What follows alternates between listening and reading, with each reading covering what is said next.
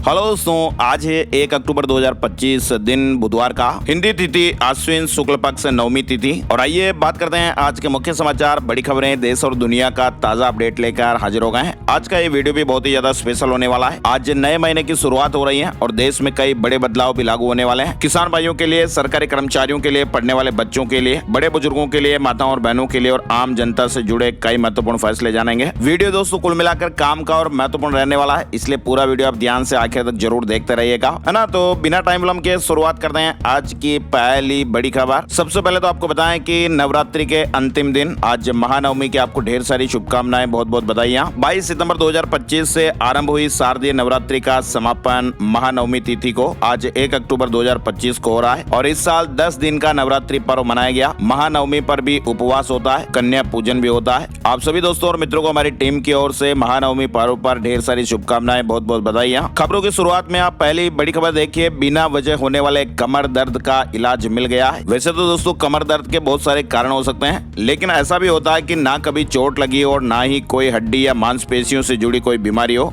लेकिन फिर भी कई लोग कमर दर्द से परेशान रहते हैं। अब तक ऐसे मरीजों के लिए दर्द निवारक गोलियां, पेन रिलीफ स्प्रे और ट्यूब या सर्जरी विकल्प होते थे, लेकिन एम्स भोपाल के फिजियोलॉजी विभाग के डॉक्टरों ने बिना सर्जरी और बिना दवा के इसका समाधान खोज लिया है। तरंगों के माध्यम से इलाज होगा, यानी एक तरह की थेरेपी है। और जिन लोगों पर इसका प्रयोग करके देखा गया 70 से 80% तक उनका दर्द कम हो गया और इसे TMS थेरेपी कहा जा रहा है। और पुराने दर्द से लगभग 90% तक इसमें राहत मिलती है। और इस थेरेपी के कई फायदे भी हैं, जैसे मानसिक नकारात्मकता को ये घटाती है, मरीजों को सकारात्मक बनाए रखने में मदद करती है। और इसी के तहत मध्य प्रदेश के किसी शासकीय संस्थान में पहली बार TMS लैब स्थापित की गई है। तो एक कमर दर्द से जुड़ा महत्वपूर्ण अपडेट भी सामने आया। डॉक्टरों ने जर्मनी में इसका प्रेजेंटेशन भी दिया। अच्छा, इसके अलावा आप देखिए डायबिटीज को लेकर भी एक बड़ा अलर्ट चल रहा है। देश में डायबिटीज का नया संकट, 5 से 10% मरीज जो है वो टाइप डेट का शिकार है। यानी भी हाल ही के वर्षों में डॉक्टरों ने डायबिटीज के एक नए प्रकार टाइप यानी डायबिटीज डेट के बढ़ते मामलों को लेकर चिंता जताई है और इसे लाडा के नाम से भी जाना जाता है। रिपोर्ट ये बता रही है कि भारत में डायबिटीज टाइप 1, टाइप 2 और टाइप डेट के मरीजों की संख्या, जिसमें बात करें टाइप डेट के मरीजों की संख्या 5 से 10% तक हो सकती है। और डायबिटीज के भी बढ़ते मामले दुनिया के लेवल पर स्वास्थ्य के लिए गंभीर चिंता का कारण है। और ये सिर्फ ब्लड शुगर बढ़े रहने की स्थिति नहीं है, इसके कारण आपका हार्ट भी खराब होता है, किडनी, आंखें, तंत्रिकाओं से संबंधित समस्याओं का खतरा भी काफी बढ़ जाता है।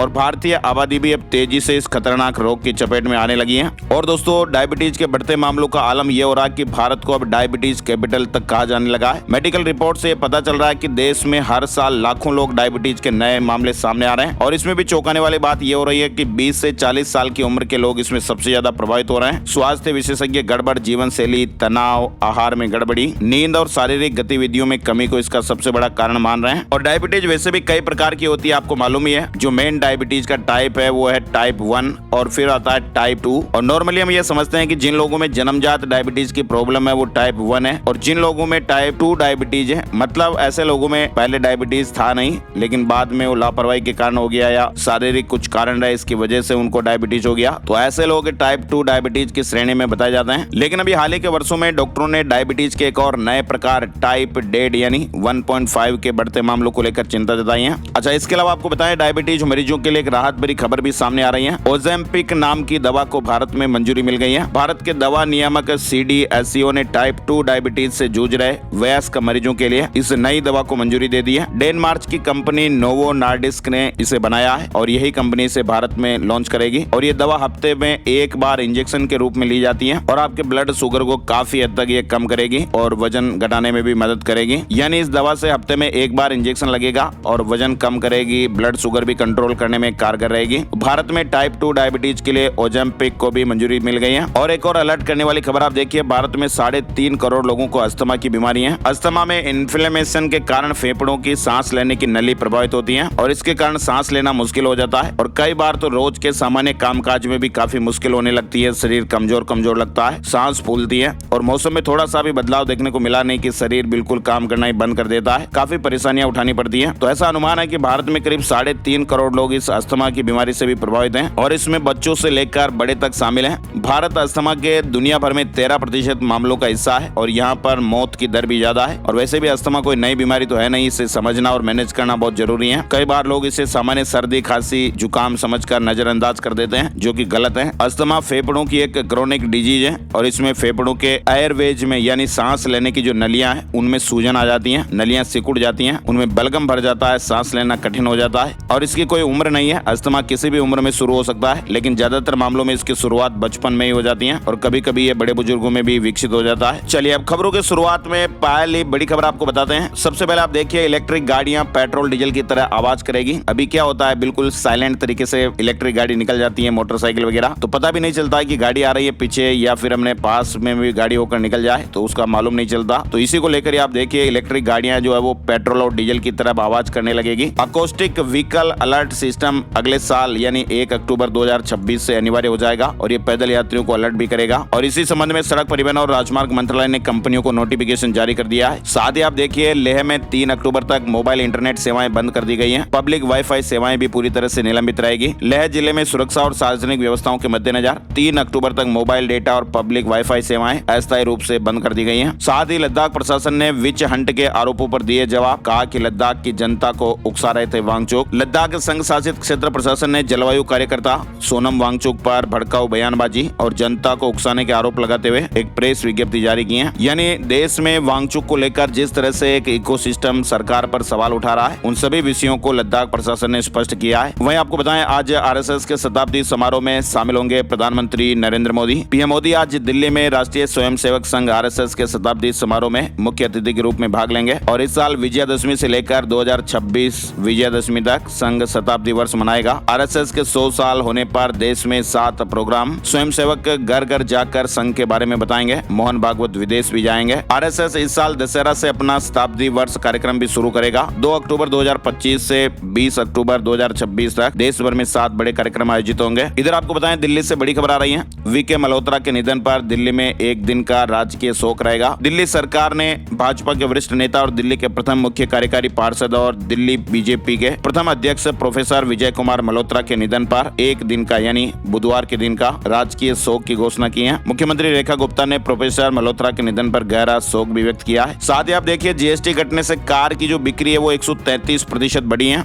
कंज्यूमर प्रोडक्ट सेल में 20% का इजाफा देखा गया। ग्रामीण इलाकों में भी लोग ज्यादा खरीदारियां कर रहे हैं। साथ ही आप देखिए, सुप्रीम कोर्ट ने एक बड़ा फैसला सुनाया है। सुप्रीम कोर्ट ने एयरपोर्ट अथॉरिटी ऑफ इंडिया द्वारा एयरपोर्ट पर दी जाने वाली सभी सेवाओं को टैक्स योग्य माना है। कोर्ट ने 2003 से लेकर 2007 के बीच सर्विस टैक्स देनदारी के खिलाफ एएआई की अपील को खारिज कर दिया है। इधर आपको बताएं, आज 1 अक्टूबर से नए नियम आ रहे हैं। कई बड़े बदलाव भी आपको देखने को मिलेंगे। Banking, railway ticket booking, pension योजनाओं से जुड़े बड़े बदलाव। सबसे महत्वपूर्ण जानकारी आपको बताएं, भारतीय रिजर्व बैंक यानी आरबीआई जो है वो 4 अक्टूबर 2025 से चेक क्लियरिंग की प्रक्रिया को बदलने वाला है। यानी अब चेक क्लियरिंग बैच सिस्टम की जगह तत्काल क्लियर होगा। चेक पर तुरंत ही पैसे मिल पाएंगे। ये बदलाव भी 2 चरणों में होगा। पहला चरण 4 अक्टूबर से शुरू हो रहा है जो 2 जनवरी तक चलेगा और दूसरा चरण 3 जनवरी से शुरू होगा। इससे क्या होगा कि बैंकिंग ट्रांजैक्शन और भी तेज होंगे, तो आरबीआई का जो चेक क्लियरिंग सिस्टम है वो और तेज हो जाएगा। इसके अलावा हम रेलवे का टिकट वगैरह बुक करते हैं तो उन जरूरी अपडेट है। अब होगा क्या दोस्तों की टिकट बुक करते समय आधार प्रमाणित उपयोगकर्ताओं को ज्यादा सुविधा मिलेगी। अगर आपने आधार कार्ड से वेरिफिकेशन किया हुआ है तो आप जल्दी टिकट बुक कर पाएंगे, वरना फिर आपको वेट करना पड़ेगा। यानी नया नियम है रेलवे के लिए। रिजर्वेशन खुलने के बाद आपको पहले 15 मिनट में केवल वही लोग ऑनलाइन टिकट बुक कर पाएंगे जिनका आधार वेरिफिकेशन हो चुका है। इसके अलावा भारतीय डाक की स्पीड पोस्ट सेवाएं भी आज 1 अक्टूबर से महंगी हो जाएगी। चार्ज थोड़ा ज्यादा देना पड़ेगा। इसके अलावा पेंशन निधि नियामक प्राधिकरण यानी पीएफआरडीए ने एनपीएस, यूपीएस और अटल पेंशन जैसी पेंशन योजनाओं के लिए रिकॉर्ड कीपिंग एजेंसियों के शुल्कों में बदलाव किया है। ऑनलाइन और ऑफलाइन दोनों तरीकों से ग्राहकों के खातों पर यह नियम लागू हो जाएगा। यानी पेंशन धारकों को कुछ एक्स्ट्रा शुल्क देना पड़ सकता है। यस बैंक भी आज 1 अक्टूबर से अपने वेतन खातों के शुल्क में बदलाव कर रहा है। पंजाब नेशनल बैंक में भी कुछ सेवा शुल्क बढ़ जाएंगे। एचडीएफसी बैंक के इंपेरिया ग्राहकों के लिए भी नए मानदंड लागू होने वाले हैं। यानी नए महीने की शुरुआत है तो आखिर कई नए नियम और बदलाव तो देखने को मिलेंगे ही। एलपीजी की कीमतों में बदलाव से जुड़ा अपडेट भी आपको देखने को मिलेगा। यूपीआई से जुड़े पेमेंट में भी थोड़ा बहुत बदलाव होगा। यानी यूपीआई में अब पीयर टू पीयर ट्रांजैक्शन को हटाया जा सकता है और विस्तार से हम आपको एक अलग वीडियो में जानकारी बताएंगे। साथ ही आपको बताएं दोस्तों, स्मॉल सेविंग स्कीम की जो ब्याज दरें हैं उनमें कोई भी बदलाव नहीं हुआ है। लगातार 7वीं तिमाही में ब्याज दरें अपरिवर्तित रही हैं। पीपी ऐप पर आपको 7.1% का ब्याज मिलता रहेगा। सरकार ने अक्टूबर से दिसंबर तिमाही के लिए जो स्मॉल सेविंग स्कीम है जैसे public provident fund PPF, post office में एफडी, सुकन्या समृद्धि योजना, एनएससी यानी नेशनल सेविंग सर्टिफिकेट,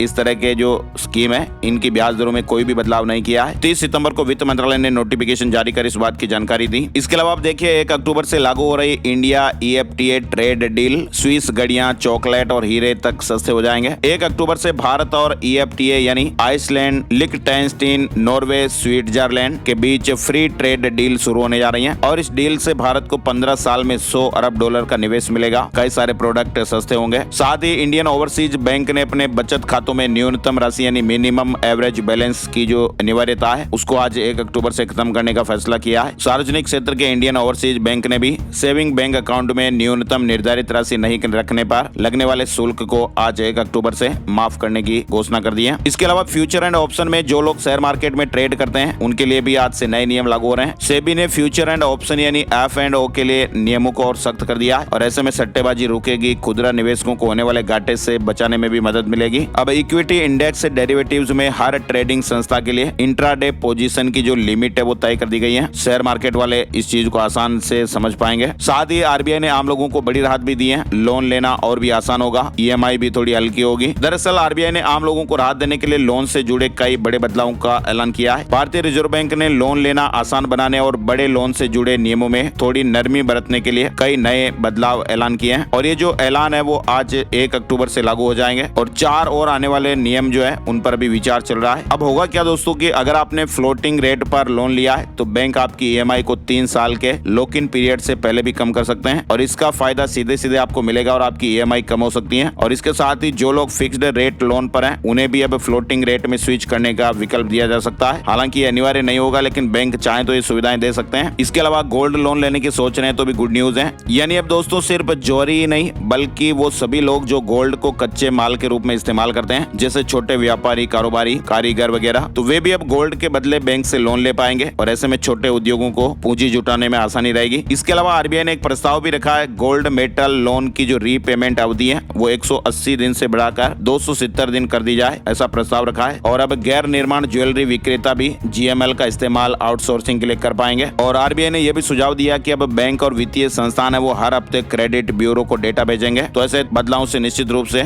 बड़ा इफेक्ट देखने को मिलेगा। और सबसे जरूरी अपडेट आप देखिए, गृह मंत्रालय ने NGO के लिए सख्त आदेश जारी किए हैं। समय खत्म होने से 4 महीने पहले ही लाइसेंस रिन्यूअल के लिए अप्लाई करना पड़ेगा। और तो और आप देखिए, केंद्रीय कर्मचारियों के लिए बोनस का ऐलान भी हो गया है। दिवाली से पहले 6,908 का बोनस मिलेगा। केंद्र सरकार ने केंद्रीय कर्मचारियों को दिवाली पर बोनस देने का ऐलान कर दिया है। एक आदेश जारी कर वित्त मंत्रालय ने इस बात की जानकारी दी। केंद्रीय कर्मचारियों के लिए 30 दिन के प्रोडक्टिविटी लिंक्ड बोनस यानी PLB को मंजूरी दी गई है। ग्रुप C और नॉन गेजेटेड ग्रुप B कर्मचारियों को 2024-25 के लिए 30 दिन की सैलरी के बराबर एडोक बोनस दिया जाएगा और ये बोनस की जो राशि है वो 6,908 रुपए तय की गई है। अच्छा, ये बोनस का फायदा किसे मिलेगा? तो 31 मार्च 2025 तक नौकरी में रहने वाले कर्मचारी जिन्होंने 6 महीने लगातार काम किया वो बोनस के हकदार होंगे। और अगर कोई कर्मचारी पूरे साल काम नहीं कर पाया तो फिर उसके काम किए गए महीनों के हिसाब से बोनस मिलेगा। इधर आप देखिए, UPS को लेकर भी अपडेट है। केंद्रीय कर्मचारी अब 30 नवंबर तक UPS का विकल्प चुन सकते हैं। वित्त मंत्रालय ने समय सीमा बढ़ा दी है। एकीकृत पेंशन योजना यानी UPS चुनने की जो लिमिट है, समय सीमा, वो अब 30 नवंबर तक बढ़ा दी गई है। पहले ये 30 सितंबर लास्ट डेट थी। अच्छा, इसके अलावा आप देखिए, दिल्ली के मुखर्जी नगर स्थित सिग्नेचर व्यू अपार्टमेंट को खाली करने के हाई कोर्ट के आदेश के बाद नगर निगम ने निवासियों को 12 अक्टूबर तक का समय दिया है। निगम ने बिजली और जल बोर्ड को 13 अक्टूबर को आपूर्तियां बंद करने के आदेश दे दिए हैं। यानी 12 तारीख तक सिग्नेचर व्यू अपार्टमेंट खाली नहीं करते हैं तो फिर बिजली पानी आपूर्ति काट दी जाएगी। असुरक्षित घोषित इमारत को खाली कराने की अब प्रक्रिया तेज हो गई है, जिसमें अब तक 220 फ्लैट खाली हो चुके हैं। साथ ही दिल्ली में अक्टूबर से नया ग्रेडेड रेस्पॉन्स एक्शन प्लान लागू होगा। AQI 200 पार होते ही पाबंदियां लगनी शुरू हो जाएगी। अच्छा, बिहार को लेकर भी अपडेट आ गया है। बिहार में जो SIR की फाइनल लिस्ट है वो जारी हो गई है। चुनाव आयोग ने बिहार में SIR की फाइनल लिस्ट मंगलवार को जारी कर दी। बिहार में अब कुल वोटर्स की संख्या 7 करोड़ 42 लाख हो गई है। बताया जा रहा है कि फाइनल लिस्ट में 69,29,000 नाम काटे गए हैं और 21,53,000 नए नामों को जोड़ा गया है। चलिए, बड़ी खबर आप देखिए, चीनी हैकर्स के एक ग्रुप ने दुनिया के विदेश मंत्रियों के ईमेल सर्वर को हैक कर दिया है। साइबर सिक्योरिटी फर्म पालो आल्टो नेटवर्क्स की रिसर्च टीम ने यह खुलासा किया है। वहीं भारतीय महिला टीम ने वनडे वर्ल्ड कप का पहला मैच जीत लिया है। श्रीलंका को 59 रन से हराया। दीप्ति शर्मा का ऑलराउंड प्रदर्शन प्रदर्शन अच्छा रहा। अमनजोत की 50 भी रही। कुल मिलाकर भारतीय महिला टीम ने विमेंस वनडे वर्ल्ड कप में जीत से शुरुआत की है और इस बात के लिए बेटियों के लिए एक लाइक तो जरूर बनता है। टीम ने मंगलवार को ओपनिंग मैच में श्रीलंका को 59 रन के बड़े अंतर से हरा दिया। इसके अलावा आप देखिए कॉलेजों के 5000 गेस्ट लेक्चरर्स की जो नौकरी है वो खतरे में।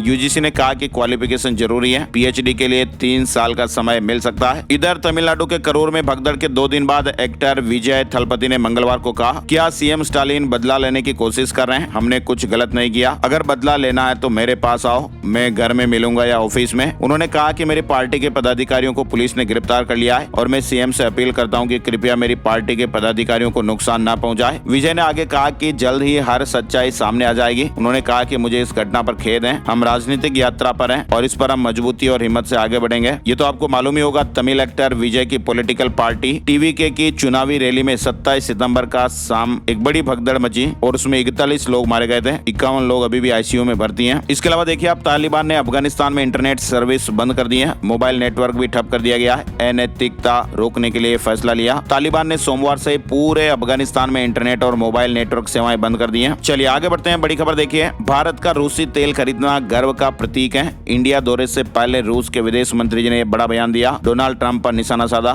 साथ ही अमेरिकी रक्षा मंत्री पीट हेगसेथ ने सेना में बड़े बदलावों का रोड मैप पेश किया है। उन्होंने कहा कि सेना में महिला और पुरुष दोनों के लिए एक समान शारीरिक फिटनेस मानक बनेंगे। पदोन्नति भी योग्यताओं के आधार पर होगी। मोटे जनरल और एडमिरल नहीं चलेंगे। अमेरिकी सेना में से कड़े नियम कानून कायदे लागू होने वाले हैं। इधर अमेरिका में शटडाउन का खतरा, विपक्ष नहीं माना तो ठप हो जाएगा सारा काम और जबरन छुट्टी पर भेजे जा सकते हैं 9 लाख कर्मचारी। दरअसल दोस्तों, अमेरिका में मंगलवार रात को फंडिंग बिल पर वोटिंग होनी है और अगर बुधवार रात 12 बजे तक ये बिल पास नहीं हुआ तो डोनाल्ड ट्रंप के दूसरे कार्यकाल में पहली बार सरकारी फंडिंग रुक जाएगी और इसे गवर्नमेंट शटडाउन कहा जाता है। इधर आप देखिए, इजराइल गाजा में जंग रोकने को तैयार। डोनाल्ड ट्रंप ने 20 पॉइंट का प्लान बनाया है और नेतन्याहू से कहा कि हमास नहीं माने तो उसे द एंड कर दो, यानी खत्म कर दो। वहीं डोनाल्ड ट्रंप ने कहा कि टैरिफ मेरा पसंदीदा शब्द है और ट्रंप ने एक बार फिर भारत और पाकिस्तान संघर्ष विराम का श्रेय लिया। इधर आप देखिए, भारत के सोलर इंडस्ट्री को बूस्ट मिलेगा। सरकार ने एक बड़ा प्लान बनाया है। सरकार की नई योजना भारत को आत्मनिर्भर सौर ऊर्जा सेक्टर की ओर ले जाने में बड़ा कदम साबित हो सकती है। भारत सरकार अब सौर ऊर्जा से जुड़े उपकरणों के आयात पर सख्त नजर रखने जा रही है। वहीं म्यांमार में 4.7 तीव्रता का भूकंप आया।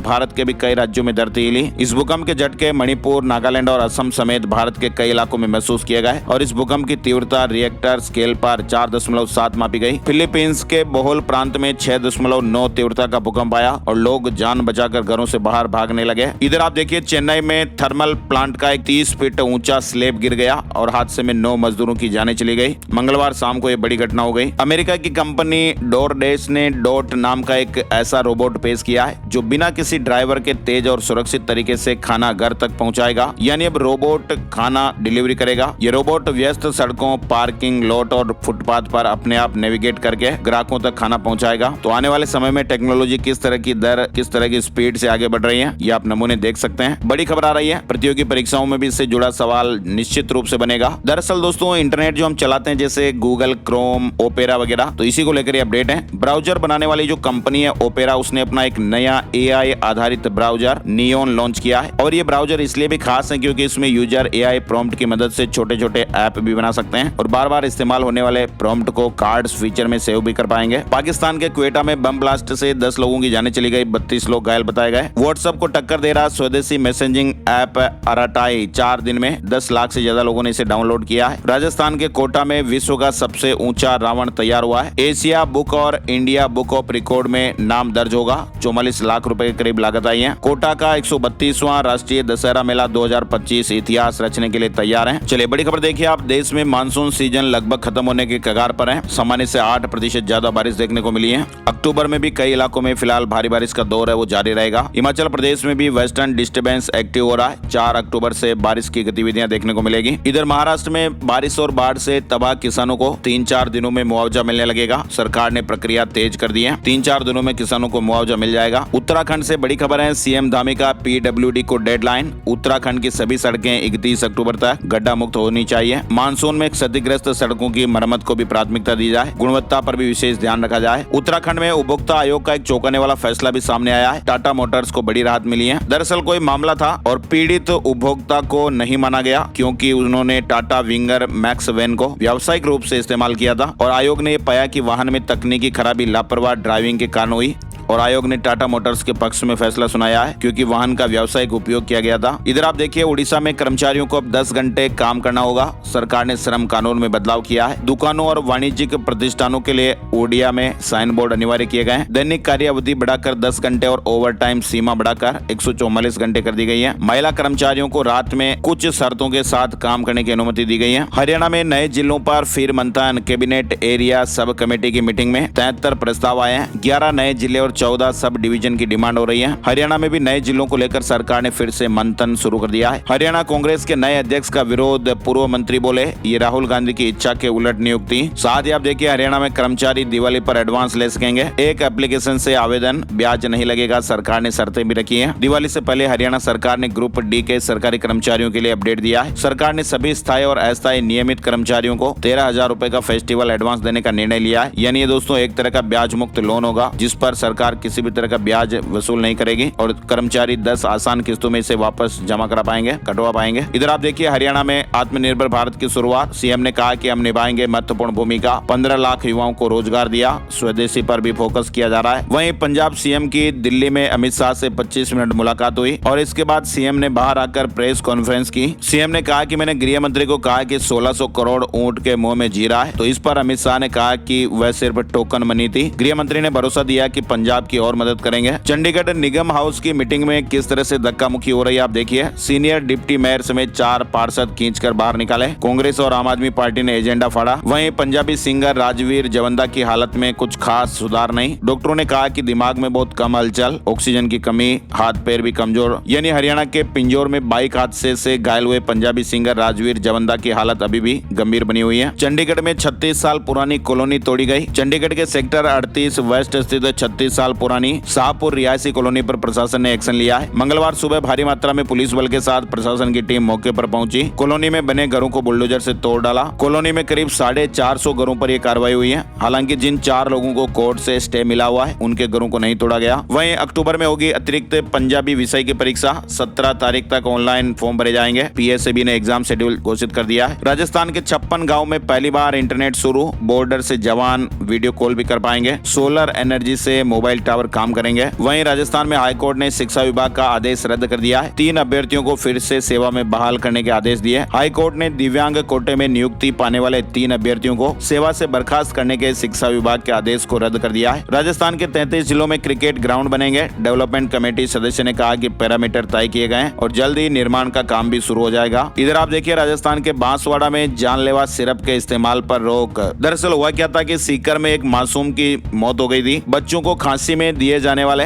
जो ये खांसी की जो दवा है, सरकार ने इस पर रोक लगाई है। भरतपुर में 2 मामले और अभी हाल ही में सीकर में एक बच्चे की जान चली गई थी। उसके बाद ये फैसला आया है। बांसवाड़ा के भी सरकारी अस्पतालों में इस दवा के उपयोग और वितरण पर रोक लग गई है। छोटे बच्चों की ये खांसी की पीने वाली दवा है, इसकी वजह से बच्चे की जान चली गई और इसी दवाई को लेकर ये अपडेट है। यानी दोस्तों, खांसी की दवा पीने से बच्चों की तबियत बिगड़ने के मामले अभी थम नहीं रहे। सीकर में 5 साल के एक बच्चे की मौत हो गई और ऐसा दावा किया जा रहा है कि सिरप पीने के बाद ही बच्चे की सांसें थम गई। इसके अलावा सीकर के श्री माधोपुर और भरतपुर के अलावा जयपुर में भी एक केस सामने आया है। सिरप पीने के बाद 2 साल की एक बच्ची को जयपुर के प्राइवेट हॉस्पिटल के आईसीयू में भर्ती कराना पड़ा। फिलहाल अब मामले की जांचें चल रही हैं। इधर बांसवाड़ा में त्रिपुरा सुंदरी दर्शन को 1 किलोमीटर लंबी लाइन लगी। अष्टमी पर श्रद्धालु उमड़े। राजस्थान हाईकोर्ट से असिस्टेंट अकाउंट ऑफिसर को भी राहत मिली है। विभाग के रिटायरमेंट से 80 दिन पहले ट्रांसफर करने के आदेश पर रोक लग गई है। यानी रिटायरमेंट से करीब 80 दिन पहले ट्रांसफर किया था। इधर राजस्थान के बीकानेर में सड़क हादसे में एक बीजेपी नेता की जान चली गई है। ऊंट से टकराकर कार पलटी खा गई। गाड़ी की छत टूटकर अलग हो गई। हॉस्पिटल में दम तोड़ दिया और इस हादसे में श्री डूंगरगढ़ के बीजेपी के पूर्व मंडल अध्यक्ष विक्रम सिंह की दर्दनाक जान चली गई। राजस्थान के कोटा से बड़ी खबर आ रही है। कोटा नागरिक सहकारी बैंक लिमिटेड की 61वीं आम सभा आयोजित हुई। 63,000 अंशधारकों को 10% लाभांश देने की घोषणा हुई है। राजस्थान के रणथंभौर में 1 अक्टूबर से नया पर्यटन सीजन भी शुरू होने वाला है। वन विभाग और होटलों की तैयारियां पूरी हो गई हैं। साथ ही आपको बताएं, राजस्थान के सरकारी हॉस्पिटलों में आज आज से ओपीडी का समय बदलेगा और ये बदलाव 31 मार्च तक रहेगा। जयपुर के सवाई मानसिंह हॉस्पिटल समेत राजस्थान के दूसरे सरकारी हॉस्पिटलों में 1 अक्टूबर से ओपीडी का समय बदल जाएगा और इस बदलाव के बाद ओपीडी का समय सुबह 9 बजे से दोपहर 3 बजे तक होगा। सर्दियों के सीजन को देखते हुए बदलाव 31 मार्च तक रहेगा। साथ ही मध्य प्रदेश से बड़ी खबर, मध्य प्रदेश के 17 सरकारी नर्सिंग कॉलेजों को इस साल मान्यता नहीं मिली है। साथ ही आप देखिए ग्वालियर के डबरा में मणप्पुरम फाइनेंस